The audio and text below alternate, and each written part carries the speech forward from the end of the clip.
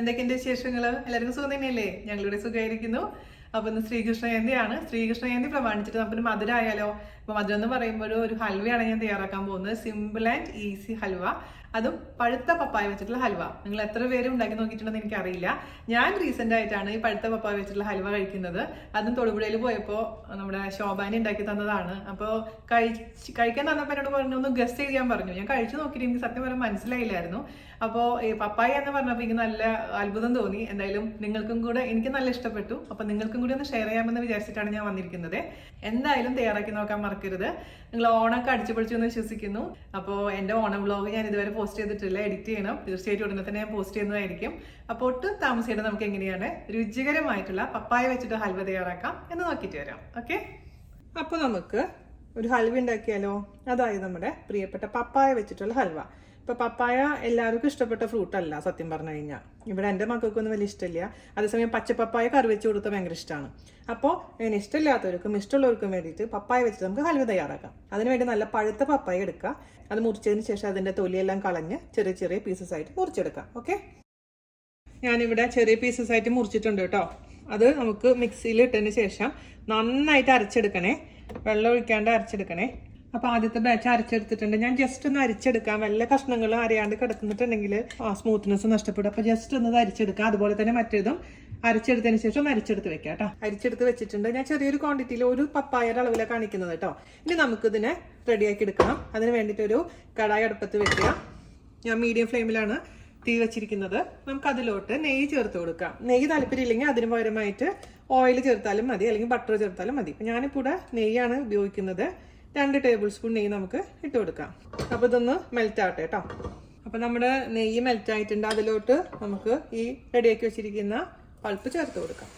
നെയ്യിലിട്ടതിന് ശേഷം നന്നായിട്ട് വഴറ്റിയെടുക്കണേ.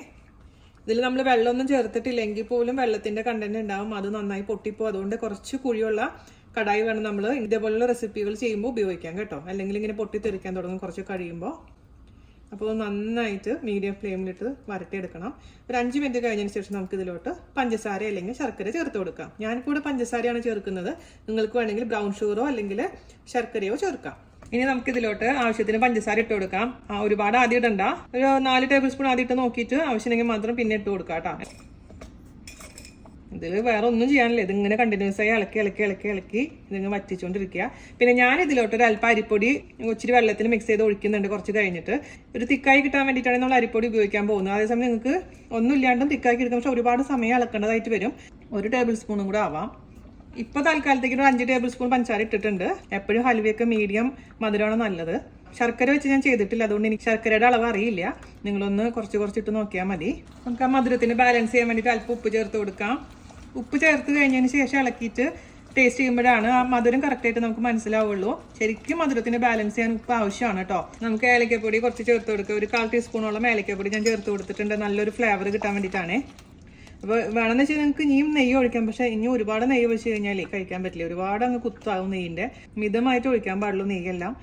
അപ്പോൾ നെയ്യ് വേണമെങ്കിൽ ഇനി ഒഴിക്കാം. അപ്പോൾ പെട്ടെന്ന് നമുക്ക് ഇത് റെഡിയായി കിട്ടും. നിങ്ങളുടെ ഇഷ്ടത്തിനനുസരിച്ച് ചെയ്തോളൂ. ഞാനിവിടെ 1 ടേബിൾ സ്പൂൺ അരിപ്പൊടി ഇച്ചിരി വെള്ളത്തിൽ കലക്കി വെച്ചിട്ട് അത് ഒഴിച്ചു കൊടുക്കാം. അപ്പം തന്നെ മിക്സ് ചെയ്ത് കൊടുക്കണം കേട്ടോ. അല്ലെങ്കിൽ അങ്ങ് ഭയങ്കരമായിട്ട് കട്ട പിടിക്കും. ഒന്നില്ലെങ്കിൽ കോൺഫ്ലവർ, അരിപ്പൊടി അല്ലെങ്കിൽ മൈദ കേട്ടോ. അതിലേതെങ്കിലും ഒന്ന് ഒഴിച്ച് ചെയ്ത് മതി. നന്നായിട്ട് മിക്സ് ചെയ്ത് കൊടുക്കാം. ഇനി നമുക്ക് ഇതിലേക്ക് അണ്ടിപ്പരിപ്പും വറുത്ത് ചേർക്കണം. ഇതിൻ്റെ വെള്ളത്തിൻ്റെ കണ്ടൻറ്റൊക്കെ മുഴുവനും പോയി കഴിഞ്ഞാൽ ഈ പൊട്ടിത്തെറിക്കൽ നിൽക്കുന്നുണ്ടോ. അതുകൊണ്ട് ആ പൊട്ടിത്തെറിക്കുന്നത് മാത്രമേ ഒരു ബുദ്ധിമുട്ടുള്ളൂ. അല്ലാണ്ട് ഈസിയാണ് ഉണ്ടാക്കാൻ. അപ്പോൾ അരിപ്പൊടി ചേർത്തിട്ടില്ലെങ്കിൽ ഒരുപാട് സമയം നമ്മളിങ്ങനെ ഇളക്കേണ്ടതായിട്ട് വരും. അതുകൊണ്ട് ഞാൻ എപ്പോഴുമേ ഒരു തിക്കനിങ് ഏജൻറ്റ് പ്രിഫർ ചെയ്യുന്നുണ്ട്. അപ്പോൾ നന്നായിട്ട് തിക്കായിട്ട് വരുന്ന സമയത്ത് ഈ നമ്മൾ ചേർത്തിരിക്കുന്ന നെയ്യെല്ലാം കൂടി ഇങ്ങനെ പുറത്തേക്ക് വരാൻ തുടങ്ങും. ഏകദേശം ആവാറായിട്ട് എനിക്ക് 40 മിനിറ്റാണ് എടുത്തിരിക്കുന്നത് ഈ ഒരു പരിവായി കിട്ടാൻ വേണ്ടിയിട്ട്. മീഡിയം ഫ്ലെയിമിലാണ് ചെയ്തിരിക്കുന്നത് കേട്ടോ. അപ്പോൾ ലാസ്റ്റ് മിനിറ്റൊക്കെ നമുക്ക് വേണമെങ്കിൽ ഹൈ ഫ്ലെയിമിൽ വെക്കാം, കുഴപ്പമൊന്നുമില്ല. പിന്നെ മധുരം എനിക്ക് നോക്കിയപ്പോൾ ഇച്ചിരി കൂടെ കുറവ് പോലെ തോന്നിയ കാരണം 1 ടേബിൾ സ്പൂണും കൂടി ഇട്ടിട്ടുണ്ട്. അപ്പോൾ മൊത്തം ഞാനിപ്പോൾ 6 ടേബിൾ സ്പൂൺ ഷുഗറാണ് ഇതിലേക്ക് ചേർത്ത് കൊടുത്തിരിക്കുന്നത് കേട്ടോ. അപ്പോൾ നമ്മുടെ ഹൽവ റെഡിയായി മക്കളെ. കണ്ടില്ലേ, ഇങ്ങനെ വിട്ട് വരാൻ തുടങ്ങിയിട്ടുണ്ട്. അത് നമ്മൾ ചേർത്തിരുന്ന നെയ്യൊക്കെ ഇങ്ങനെ പുറത്തേക്ക് വരാൻ തുടങ്ങിയിട്ടുണ്ട്. അതിൻ്റെ അർത്ഥം ഇപ്പോൾ വെള്ളമൊന്നും പൊട്ടുന്നില്ല, നല്ല തിക്കായിട്ടുണ്ട്. ഇനി നമുക്ക് ഞാനിവിടെ കുറച്ച് അണ്ടിപ്പരിപ്പ് വറുത്ത് വെച്ചിട്ടുണ്ടായിരുന്നു. അത് നമുക്ക് ചേർത്ത് കൊടുക്കാം. നിർബന്ധമൊന്നുമില്ല കേട്ടോ അണ്ടിപ്പരിപ്പ് വേണമെന്നുള്ളത്. അല്ലെങ്കിൽ നിങ്ങൾക്ക് ഇഷ്ടമുള്ള എന്താണെന്ന് വെച്ചാൽ പിസ്താഷു ആണെങ്കിലും എന്താണെങ്കിലും നിങ്ങൾക്ക് ചേർക്കാം. ഈ ഒരു പരുവായിരിക്കുന്ന സമയത്ത് നമുക്കങ്ങ് ഓഫ് ചെയ്യാം. അപ്പം ഞാൻ ശോഭാൻ്റിയുടെ വീട്ടിൽ പോയപ്പോൾ ശോഭാൻ്റി എനിക്ക് തന്നിരുന്നത് നമുക്ക് സെർവ് ചെയ്തത് ചെറിയ ചെറിയ ഉരുളകളാക്കിയിട്ടായിരുന്നു കേട്ടോ. കാണാൻ നല്ല ക്യൂട്ടായിരുന്നു. ഒരു കൗതുകമായിരുന്നു സത്യം പറഞ്ഞാൽ. നമുക്ക് അതുപോലെ തന്നെ സെർവ് ചെയ്യാം. അപ്പോൾ നമുക്കിത് ഓഫ് ചെയ്ത് വെക്കാം.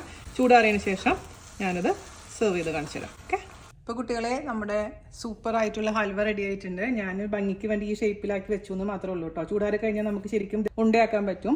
അല്ലാന്ന് വെച്ചിട്ടുണ്ടെങ്കിൽ സാധാരണ ഒരു പാത്രത്തിലോട്ട് വെച്ചാൽ മതി. പിന്നെ നിങ്ങൾക്ക് അതങ്ങ് നന്നായിട്ട് അങ്ങ് മുറിച്ച് കഴിക്കണമെന്നുണ്ടെങ്കിൽ നമ്മൾ ചേർക്കുന്ന അരിപ്പൊടിയുടെ അളവ് നമുക്ക് കൂട്ടേണ്ടതായിട്ട് വരും. ഇത് മതി.